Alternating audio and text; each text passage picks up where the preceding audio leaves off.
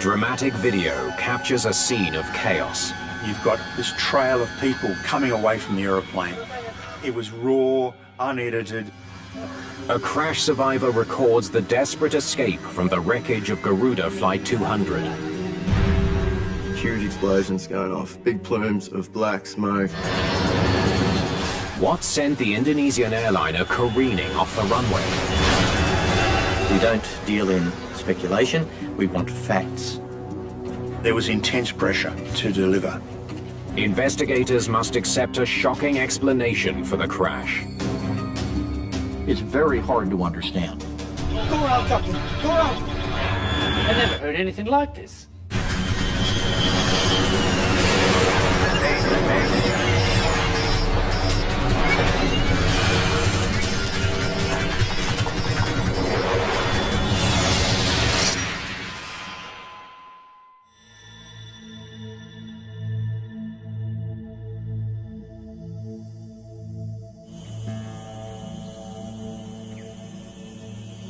It's early morning on the Indonesian island of Java.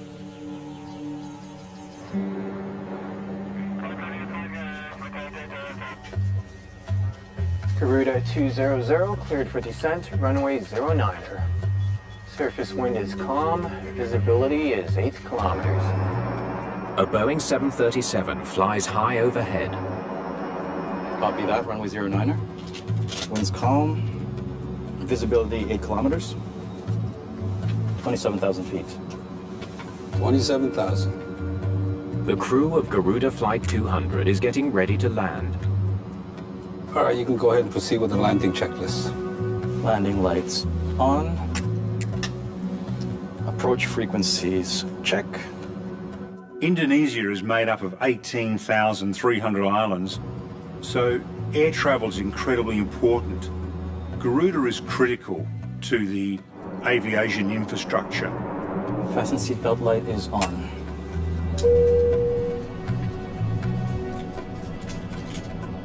There are 133 passengers in the cabin. They're nearing the end of a short flight from the Indonesian capital of Jakarta, 265 miles southeast to the city of Yogyakarta. Most of the passengers are Indonesian, but there's also a group of Australian journalists. They're covering a state visit by Australia's foreign minister, who's traveling on another plane. Relationship between Australia and Indonesia are often strained. So whenever a minister, a head of state, visits that country, there's a heightened interest from the media, and so we had a large media contingent following. Kyle Quinlan is also headed to Yogyakarta. He's an Air Force security officer, part of the foreign minister's advanced security team. I was working for 34 VLP Squadron. They're the guys who look after security for Prime Minister, the heads of government and stuff like that. We had to travel internally on civilian aircraft. The plane is about 15 minutes from touchdown. The speed is 320 knots. Okay, when we're cleared, we approach runway 9, course 088. Captain Muhammad Marwoto Kumar has been with Garuda for 21 years. Approach flaps 40, auto brake 2. With airspeed approximately 141 knots. On landing, parking stand to the left. As they near the airport, he briefs First Officer Gagam Rakeman on the final steps needed to get their plane on the ground. Understood. Approach briefing complete. This was a typical day out for these pilots. The captain was very experienced, the co-pilot a little bit less experienced, but certainly just another day at the office. A short flight, easy.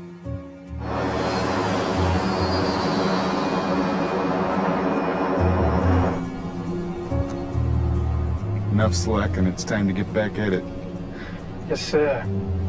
No life like it.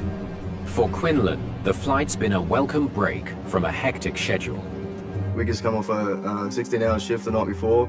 We had probably about 3 hours sleep, and So it was kick back and just like relax and just enjoy this time before we get on the ground and before we have to work.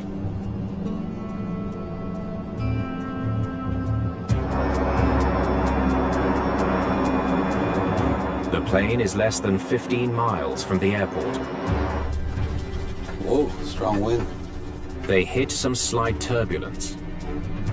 What will challenge you in tropical latitudes close to the equator is the fact that the weather there has a greater exchange of heat, and therefore you're going to get more wild winds. And you've got to be on your toes as a pilot. Garuda 200, you're clear to approach runway 09er. Let me know when you have the runway in sight. Copy that. The bumpy ride doesn't alarm the experienced captain. Flaps 1. He continues with the landing approach. Flaps 1. And calls for the flaps to be extended. Flaps increase the wing's surface area, adding the crucial extra lift needed at slower speeds. Gear down. Gear down.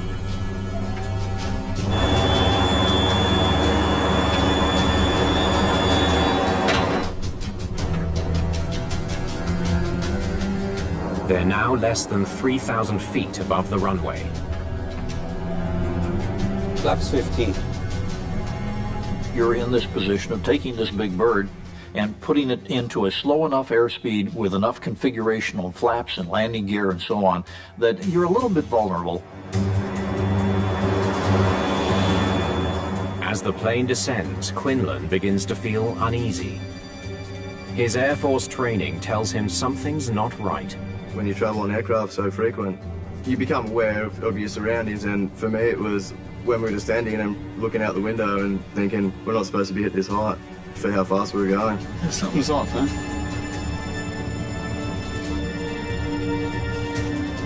Clear to land, 2 miles out. Quinlan can't shake the feeling. The plane's dropping too fast. When I realized something really bad was going to happen, I turned to my boss and I said, Going in. Okay then.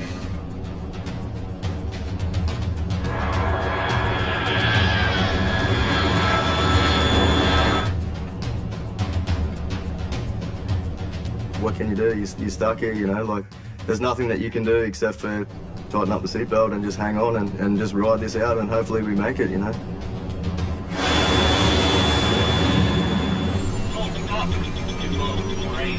Whoa, go around, Captain, go around.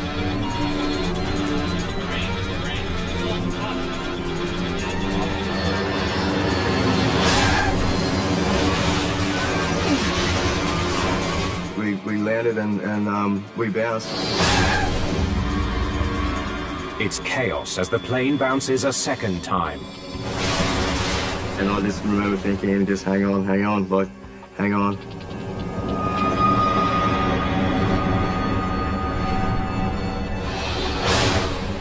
Then a third impact, and the plane isn't stopping. We're scraping on the belly. I can hear the wings, the engines, everything.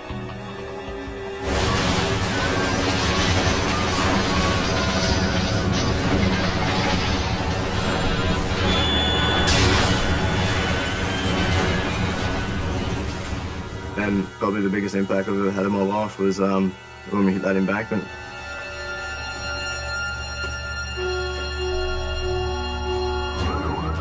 Emergency crews race towards the crash site, but the 737 has careened off the runway into a swampy rice field. Getting vehicles to the site won't be easy. When you've got a crash that occurs in the middle of an airport where there's plenty of access, it's one thing. But when it's out off the airport side, in this particular case in a rice paddy, very limited access, it gets almost exponentially more difficult.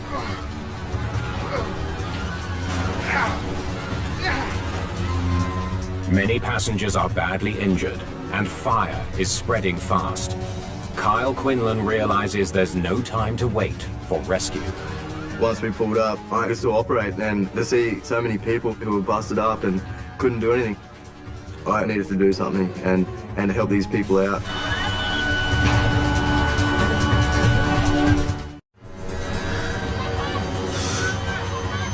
Inside the burning fuselage of Garuda Flight 200, Kyle Quinlan struggles to get out.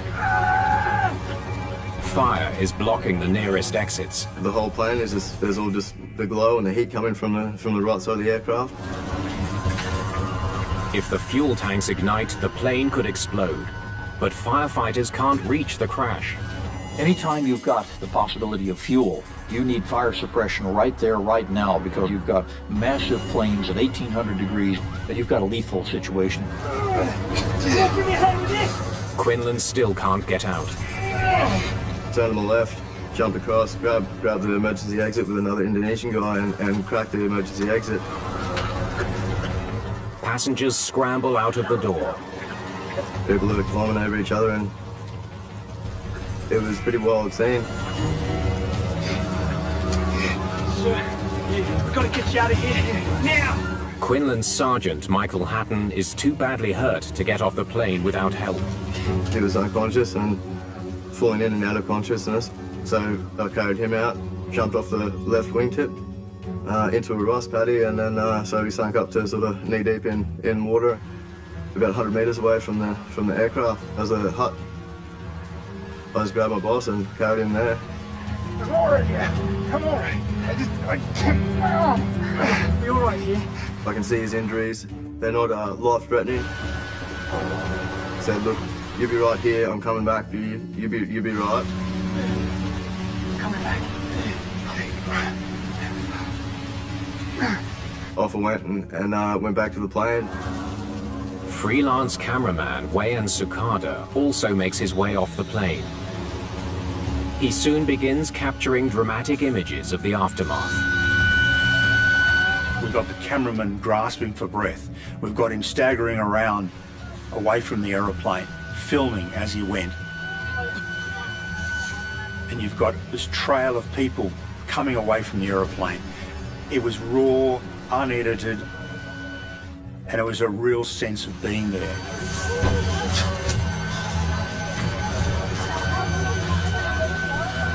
The fire and the intensity, it was massive, you know, like this thing was huge explosions going off, big plumes of black smoke.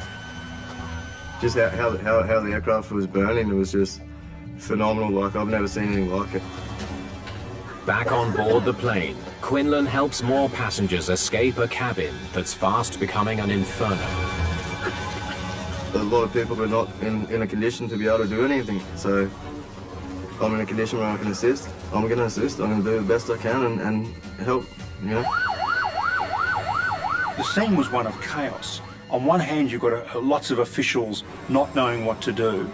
On the other side, you've got passengers almost looking after themselves and rescuing each other, coming away from the wreck. You've got emergency services who can't get to the aeroplane because of the terrain, because of the ditches and the rice paddies. It really was chaotic. Of the 140 passengers and crew on board, 21 people have been killed. Clearly, you knew that people were not going to survive this. It's almost a miracle that so many did survive. Sukada keeps rolling as crash survivors, including Kyle Quinlan and Michael Hatton, arrive at a nearby hospital. Australian Air Force. Air Force.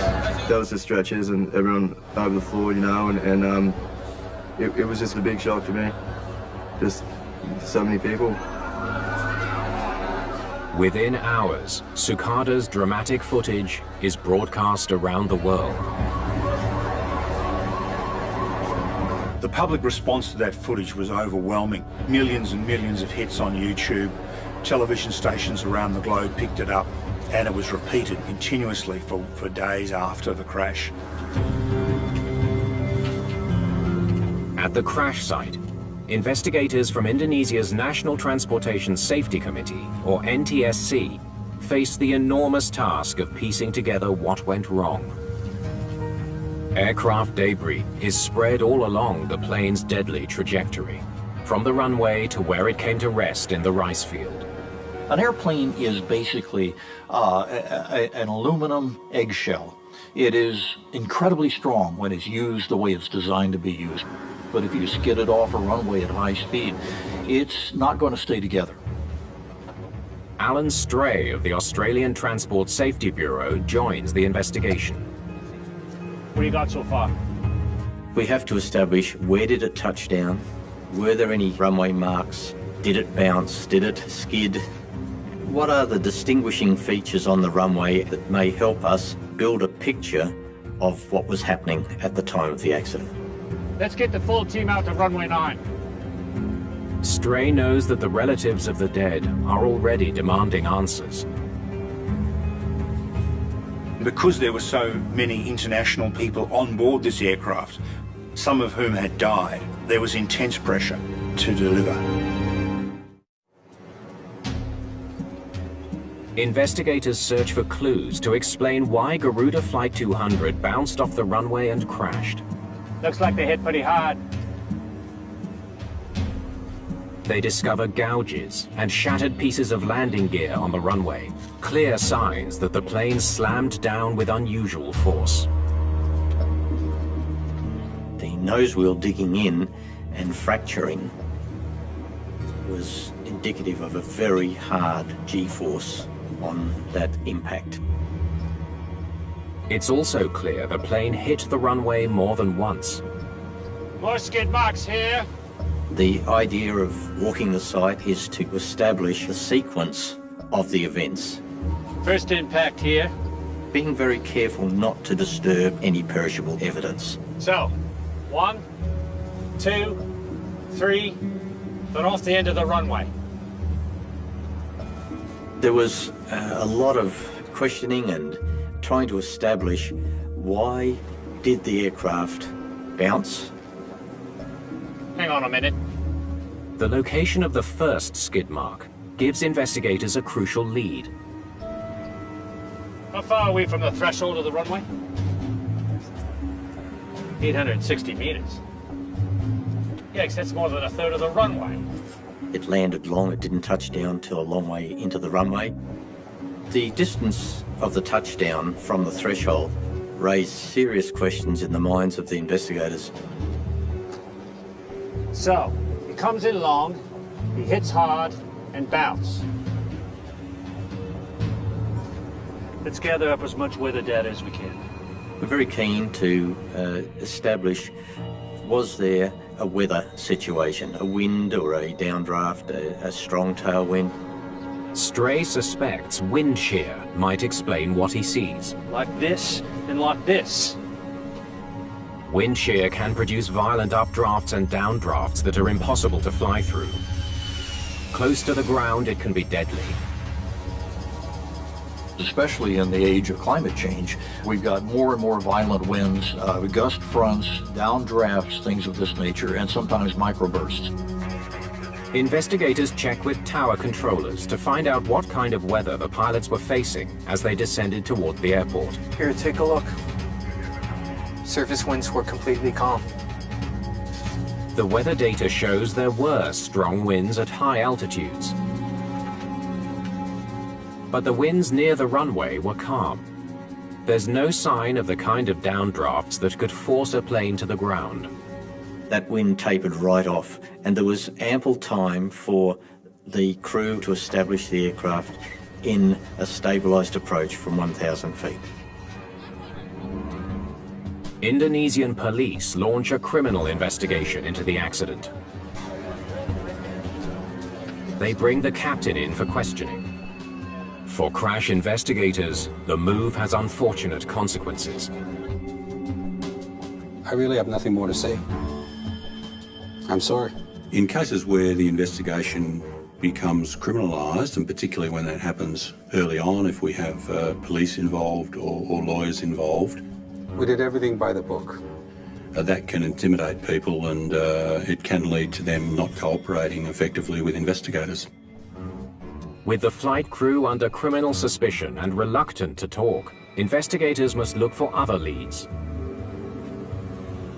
Downloading the plane's black boxes, or flight recorders, is now a top priority. Investigators quickly recover them from the wreckage and send them for analysis. All right, let's get these to the lab. The flight recorders are vitally important It's important to get as much information from them, early information, so that it may direct the thrust of the investigation. Without that data, we're screwed. Meanwhile, investigators focus their attention on the crash site. Every detail is a possible clue. What I want to know is why they didn't stop at the end of this runway. The investigation was initially concerned about the touchdown point and the remaining distance on the runway. Is that the runway map? They wonder if after coming in long, the plane simply didn't have enough runway left to stop safely. Even with a 2 or 3 mile runway, you've got a finite patch of concrete on which to land an airplane. He touched down here, 860 meters from the threshold. Now that gives him just over 1,300 meters to stop. The runway in Yogyakarta is shorter than the runways at many other international airports. But even though the pilots touched down late, Stray calculates they still had enough room to stop their plane. He had more than enough runway. The length of the runway was completely adequate for a Boeing 737 landing. Investigators need to dig deeper. We need to know why this plane didn't slow down once it was on the ground. I want to take a close look at everything. They begin a painstaking analysis of the major mechanical systems on the 737, especially those designed to help the plane slow down and stop on landing: brakes, spoilers, and thrust reversers. Was there a mechanical failure? Looking at the performance of the aircraft, was it physically possible for the aircraft to stop?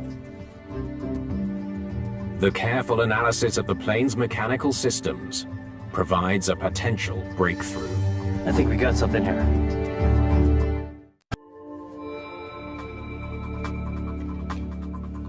A review of the maintenance log for Garuda Flight 200 turns up an intriguing lead. There had been a write-up on a couple of occasions of thrust reverser failure, on one thrust reverser. The thrust reversers redirect the jet's engine exhaust forward to help the plane slow down on the runway. You've got to remember, it's not just a matter of kissing the wheels onto the ground, it's a matter of dissipating a tremendous amount of energy, a tremendous amount of kinetic energy. How do you do that? Well, you do it with the friction between the tires and the runway, hopefully using anti-skid. You do it with reverse thrust. We're not stopping! No thrust reverser! Investigators wonder if a malfunctioning thrust reverser explains why the crew couldn't stop before they ran out of runway. Full brake! At the end of the day, you still have to dissipate all that energy, and if you don't have enough room to do it, you're off the end.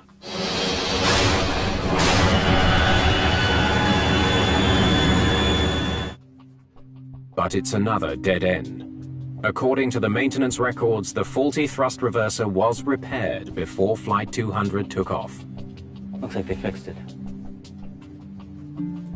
That had been rectified prior to this flight departing from Jakarta, and so there was no paperwork evidence of a failure.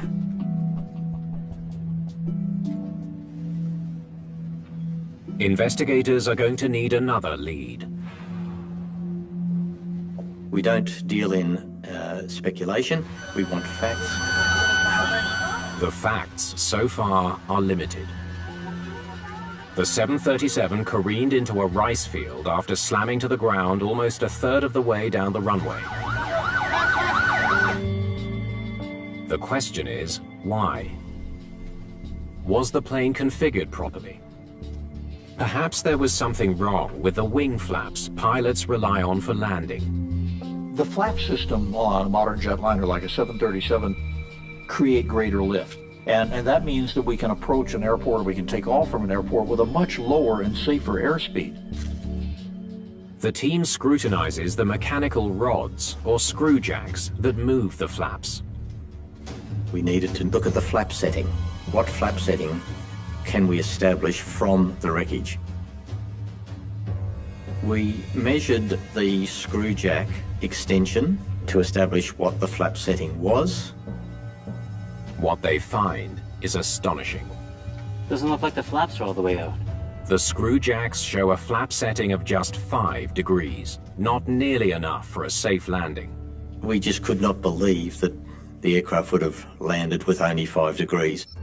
To provide enough lift on landing, the flaps of a 737 are usually extended step by step from 0 all the way to 40 degrees as the plane slows and descends towards the runway.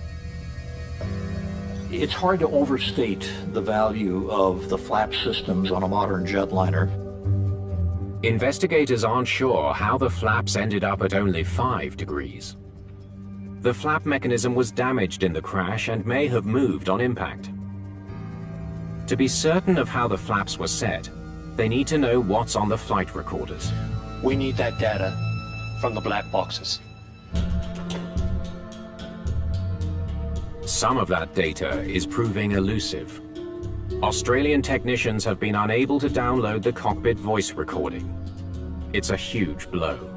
If you don't have access to the CVR for whatever reason, then it's very difficult to understand what went on in the cockpit. Desperate to hear what's on the device, investigators send it to the US manufacturer, hoping experts there can recover the recording. So steps were taken to hand carry the recorder to the factory so that the data could be downloaded. Crash investigators are having better luck with the second black box, the flight data recorder. They've managed to download all of its stored information. We were able to get information about the flap settings, the speed on the approach, the thrust reverser deployment, the dynamics of the approach and landing itself. The data reveals the 737 was coming in for its landing blazingly fast. Flight 200 hit the ground at over 250 miles an hour, more than 100 miles an hour faster than normal. We're not stopping! This is a ridiculous amount of speed to approach an airport with the intent of landing. The plane's speed at impact is so fast, it bounces twice before skidding into the rice field. The speed of the aircraft on short final and on touchdown is so excessive, there was no way it was going to stop. But why did the pilots touch down on the runway at such a catastrophically high speed? Pull up the data for the flaps, would you please? There. The flaps were set for 5 degrees. Never more than 5 degrees. The data confirms what the screw jack suggested to investigators. The flaps on Flight 200's wings were in a bizarre position, one that is never used during landing. It's not operational procedure to land with flaps 5 unless there is a jammed flap and it cannot be extended. Investigators are left with an alarming possibility: that the plane crashed because the pilots touched down without performing one of the most critical steps needed for any landing. To hear an airplane that has been in an accident because of overrunning the runway had a flap setting of only 5 in a 737 is very disturbing. Why the crew failed to set their flaps properly remains a troubling question. Meanwhile, media reports erode public confidence in Garuda Indonesia Airways.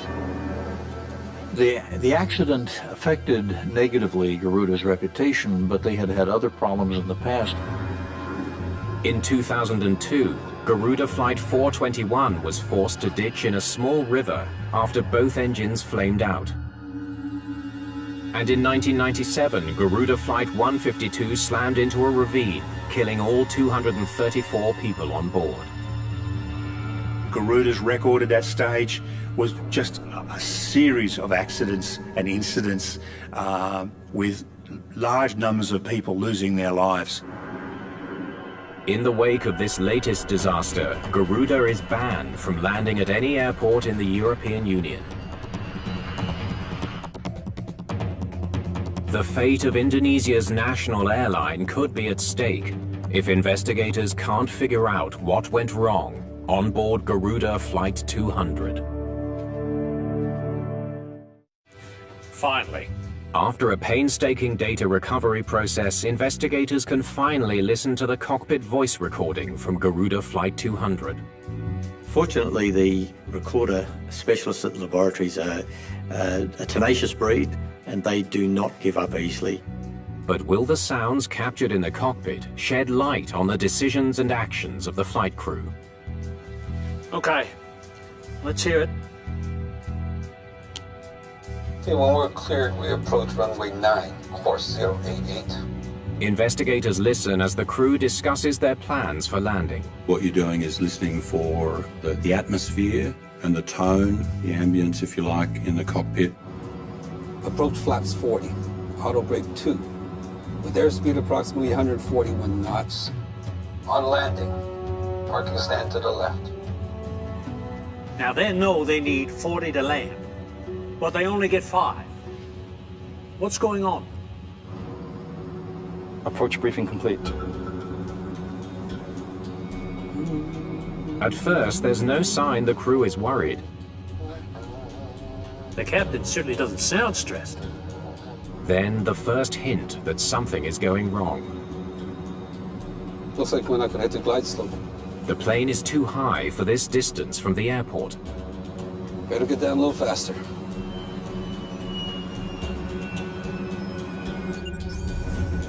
To land smoothly, planes need to lose enough speed and altitude to descend gradually and meet the runway at a shallow angle. Flight 200 is much too high. Okay, he's a bit behind, but it shouldn't be a problem yet. Stray compares the descent of Flight 200 with the flight path they should have been flying. It is not unusual to be a little behind in terms of slowing down, and especially in terms of descending. And sometimes you find yourself high and fast, and you've got to make a decision. He definitely has some work to do if he hopes to get on track. Check speed, flaps 15. Flaps 5. Captain is calling for flaps 15. Why is he saying flaps 5? Flaps 15. Something is very wrong in this cockpit. Check speed, flaps 15. The captain repeatedly tells the first officer to increase the flaps to 15 degrees. But the first officer never moves them past 5 degrees. Flaps 15. It's like they're not even in the same cockpit. Landing demands precise crew coordination. But as they speed towards the runway, the captain and his first officer seem to be ignoring each other.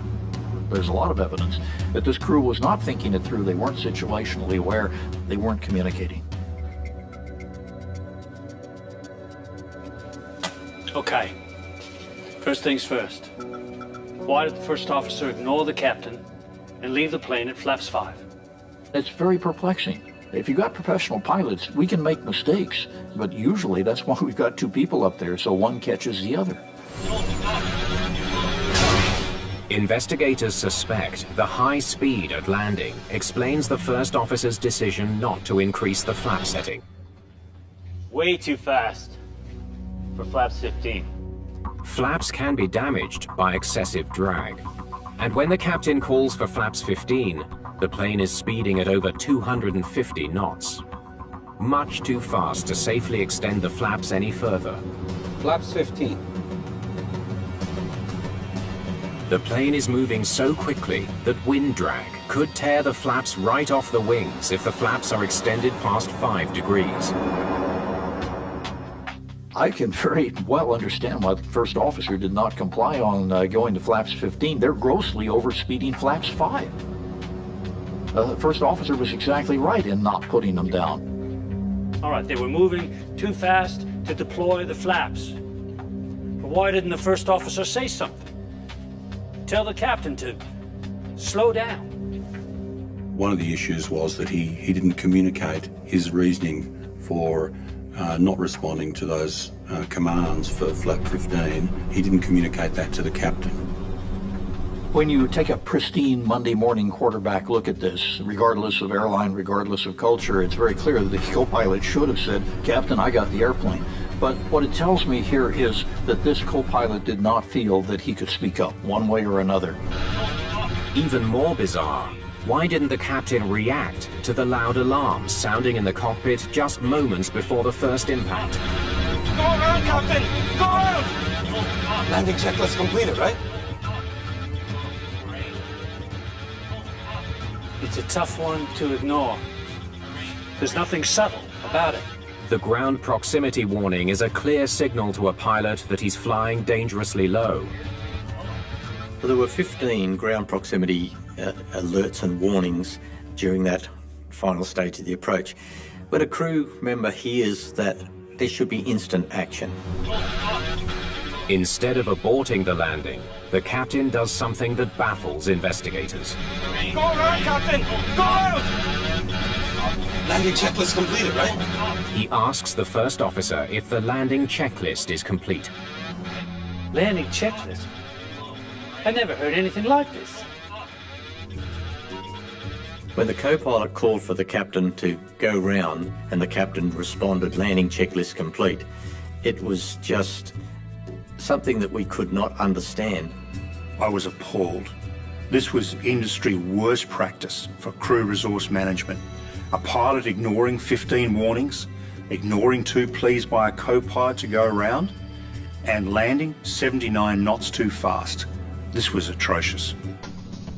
For investigators, the question remains, why did the crew continue with a landing that was clearly heading for disaster? Personnel files reveal both Garuda pilots are fully licensed and certified. The captain in particular has many years of experience. But his dangerously fast landing attempt and the poor communication in the cockpit lead investigators to question the quality of the crew's training. So there was a much deeper look at what training had been provided to the crew. Weak situational awareness and coordination. Poor communication. Unstabilized approaches. A review of training records for the entire airline uncovers a disturbing detail. This is not the first Garuda crew to have problems with a routine landing. We noted that in 2001 an analysis had been conducted and there was a number of instances of unstabilized approaches or fast approaches by crews. The finding shines new light on what happened in Yogyakarta. Investigators may finally be zeroing in on the cause of the Garuda 200 disaster. Play that last bit again for me, would you please? Investigators believe Garuda's poor training record helps explain the deadly landing in Yogyakarta. High-quality training for pilots is absolutely critical, especially when they face a crisis. It's one of the few things that can help a pilot avoid a strange psychological phenomenon known as fixation. Fixation is when we are focused on completing a task to the exclusion of other things that may be going on around us. When you see people as egregiously ignoring all the warnings and the systems and the bells and the airspeed and everything else here, you've got people who are fixated. Nothing was getting through to this guy. Investigators theorize that the captain was so fixated on descending to the proper altitude that he didn't notice his speed. And even when the alarms sounded, he failed to realize that his plane was in grave danger. It's hard to imagine how somebody could get to that point, but we have a lot of flaws. And part of the flaw in the case of a pilot fixating on a runway is that he or she can blank out the rest of the advice, the ground proximity warning system, everything. Training helps combat fixation by reinforcing standard procedures designed to ensure pilots can break the spell and take in the information they need. Oh, go around, Captain. Go around.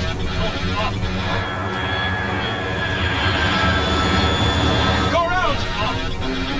Landing checklist completed, right? Better training might also have helped the first officer overcome his reluctance to correct the captain's mistake. Without question, if the captain wasn't going to respond by going around, which is what he should have done instantly and hearing whoop whoop pull up, the co-pilot should have said, "I've got it," and done the same thing.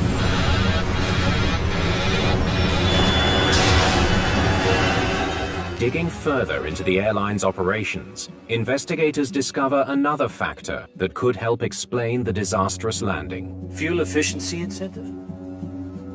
Garuda recently introduced a policy that rewards pilots for saving fuel.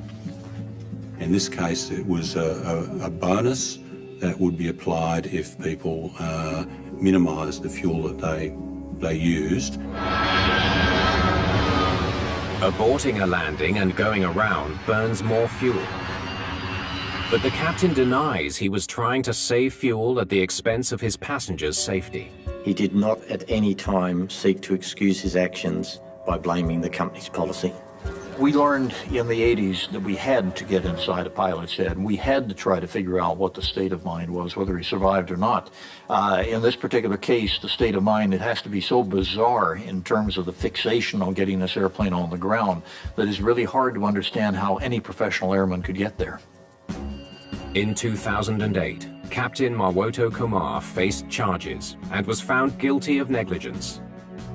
But the conviction was overturned on appeal when the Indonesian High Court ruled that prosecutors failed to convincingly prove their case. The public reaction was one of horror to this crash, particularly as the details came out about what the pilot had been doing. The fact that he had ignored 15 warnings. He'd ignored 2 pleas to go around by the co-pilot. He was approximately 80 knots too fast on touchdown. These elements just really portrayed this as a cowboy operation. In their final report, investigators urged the airline to scrap the fuel incentive policy. It's just not a good idea to introduce a scheme that may compromise safety in order to save costs. The report also calls for improved pilot training. We can't change their behaviour, it's already happened.